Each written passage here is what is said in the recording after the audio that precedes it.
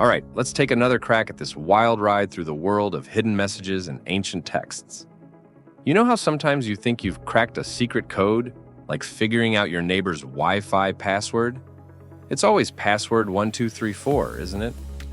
Well, imagine that feeling, but with the Bible. Yep, you heard me right. We're talking about the Bible code, folks. Picture this. It's the early 1990s. Grunge is all the rage. People are rocking fanny packs unironically. And an Israeli mathematician named Eliyahu Rips is hunched over his computer, eyeballs deep in Hebrew letters. He's not trying to win a really intense game of Scrabble. He's looking for hidden messages in the Bible. And boy, does he think he's found something juicy. Now, before you start thinking Rips has gone off the deep end, let me break down what this Bible code business is all about. Imagine taking the entire Hebrew Bible, smooshing all the letters together without spaces, and then playing the world's most complicated game of word search. That's basically what we're dealing with here. The idea is that if you skip over a certain number of letters, say every 50th letter, you might end up spelling out words or phrases that seem to predict future events or reveal hidden information. It's like if you took your favorite novel, did this letter-skipping dance, and suddenly found your crush's phone number. Spooky, right? Now, if you're thinking, hold up, couldn't you find any message you want if you look hard enough? Well, you're not alone. But we'll get to the party poopers in a bit. For now, let's talk about some of the wild claims that came out of this Bible code hullabaloo. One of the most eyebrow-raising stories involves none other than Saddam Hussein. Remember him? The guy with the mustache who was always on the news in the 90s? So, the story goes that in early January 1991, Rips decided to use his fancy code-finding technique to look for Hussein's name in the Bible. And hoo boy, did he get more than he bargained for? According to Rips, not only did his computer program find Hussein's name, but it also seemed to predict that he was about to launch an attack against Israel within a few weeks. And get this, it even specified that he'd use a Russian missile. Now, if that sounds too good to be true, hold on to your scrunchies, because on January 18th, 1991, Saddam Hussein actually did order a missile strike against Israel, using Russian-made Scud missiles. I know, right? It's like something out of a Tom Clancy novel, only it's supposed to be real life. And that's just the tip of the iceberg when it comes to Bible code claims. Enter Michael Drosnin, an American journalist who caught wind of Rips's work and thought, hey, this could be my ticket to the bestseller list. Drosnin cozied up to Rips and spent the next few years digging into this Bible code stuff. In 1997, he published a book called The Bible Code that flew off the shelves faster than you can say Y2K panic. Drosnin's book was chock full of jaw-dropping claims. He said the Bible Code had predicted the assassination of Israeli Prime Minister Yitzhak Rabin, and even claimed to have warned Rabin about it a year before it happened. He also said he found references to the Kennedy assassinations, World War II, and probably what he was going to have for breakfast next Tuesday. But here's where things get a bit awkward. Rips, the guy who started this whole shebang, wasn't exactly thrilled with Drosnin's book. He felt that Drosnin was taking things a bit too far, making claims that couldn't be backed up by the actual research. Kind of like if you told your friend about a funny coincidence, and the next thing you know, they're on TV claiming to be the next Nostradamus. Now, you might be wondering, if this is all so amazing, why isn't everyone and their grandma using the Bible code to predict the future? Well, that's where we need to talk about the skeptics, or as I like to call them, the actually crowd. Remember how I mentioned earlier that you might be able to find patterns in any long text if you looked hard enough? Well, that's exactly what a bunch of pointy-headed scientists and statisticians started saying about the Bible code. They argued that with a text as long as the Bible, and with the flexibility to choose any skip pattern you want, you could find just about anything you were looking for.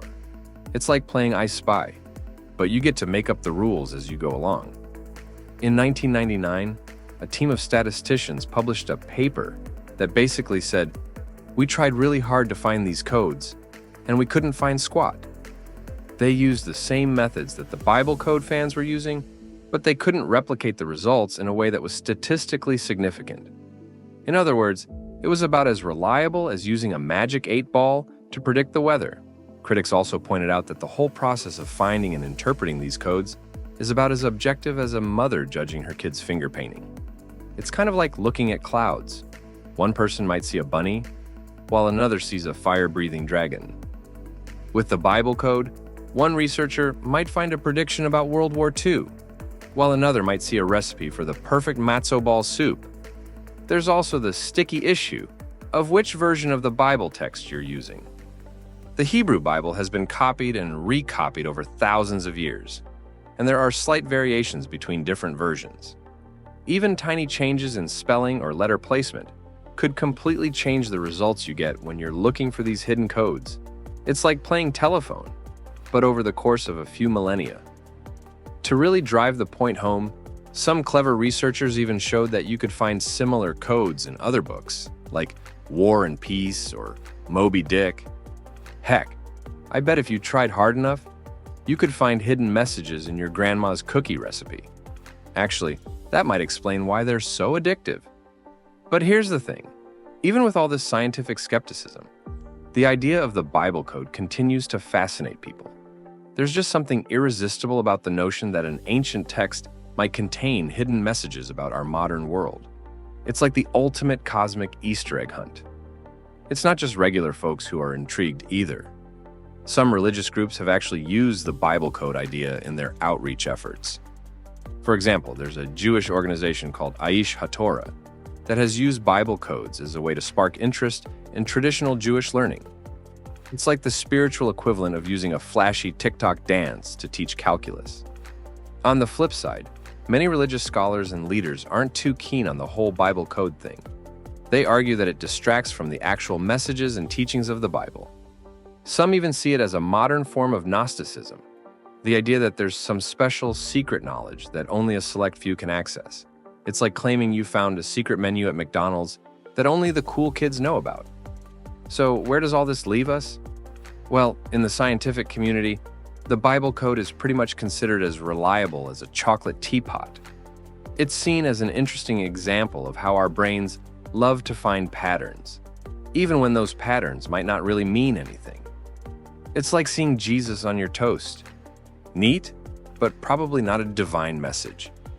But that doesn't mean people have stopped being interested in it. There's still a subset of folks who are convinced that there's something to the Bible code, and they continue to search for hidden messages and predictions. Who knows, maybe they'll find next week's winning lottery numbers hidden in Leviticus. In a way, the whole Bible code phenomenon says a lot about human nature. We love mysteries, we love the idea that there might be hidden knowledge just waiting to be discovered. And let's face it, the idea that an ancient text might contain predictions about our modern world is pretty darn cool, even if it doesn't hold up to scientific scrutiny. It's like finding out your great-great-grandpa's diary predicted the invention of the smartphone. Unlikely, but wouldn't it be awesome if it were true? It's also a reminder of how powerful confirmation bias can be. When we really want to believe something, it's easy to see evidence for it everywhere we look. That's not necessarily a bad thing, it's just part of how our brains work. But it's always good to step back and look at things critically, especially when they seem too good to be true. It's like when you're convinced your crush is sending you secret signals. Sometimes a yawn is just a yawn, not a coded message of undying love. At the end of the day, whether you believe in the Bible code or not, it's hard to deny that it's a fascinating chapter in the intersection of religion, mathematics, and human psychology. It's sparked debates, sold books, and gotten people talking about ancient texts in new ways. And hey, if nothing else, it's given us all something to chat about at awkward dinner parties. So next time you're flipping through a book and you think you see a pattern in the text, who knows? Maybe you're onto the next big code-breaking discovery. Or maybe you just need to get your eyes checked. Either way, it's a good reminder that there's always more than meets the eye. We just have to be careful about how we interpret what we think we see. After all, sometimes a cigar is just a cigar, unless it's secretly predicting the next Super Bowl winner, of course.